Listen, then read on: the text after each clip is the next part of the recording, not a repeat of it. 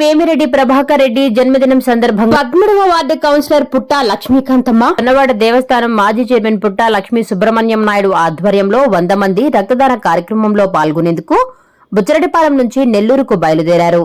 అనంతరం రేణిగుంట ఎయిర్పోర్ట్ కు చేరుకుని ఎంపీ వేమిరెడ్డి ప్రభాకర్ రెడ్డికి జన్మదిన శుభాకాంక్షలు తెలిపారు. ఈ సందర్భంగా ఆయన మాట్లాడుతూ మానవ సేవే మాధవ సేవ అనే నినాదాన్ని నిజం చేస్తూ సామాజిక ధార్మిక సేవ చేస్తున్న ఎంపీ వేమిరెడ్డి ప్రభాకర్ రెడ్డి జన్మదినం సందర్భంగా రక్తదానం చేసేందుకు యువత స్వచ్ఛందంగా ముందుకు రావడం అభినందనీయమన్నారు. రక్తదానం ప్రాణదానంతో సమానం అని తెలిపారు.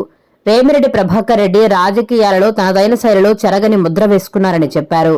నిరంతరం ప్రజలకు అండగా ఉండే మనస్తత్వం ప్రభాకర్ రెడ్డి గారిదని కొనియాడారు. వీపీఆర్ ట్రస్ట్ ద్వారా విద్యా వైద్యం వంటి సినిమా సేవా కార్యక్రమాలు చేస్తున్నారని గుర్తు చేశారు. వీపీఆర్ దంపతులు ప్రజాసేవల్లో ముందుంటారని చెప్పారు. ఇటువంటి మహోన్నతమైన వ్యక్తి కలకాలం సంతోషంగా ఉండాలని ఆకాంక్షించారు.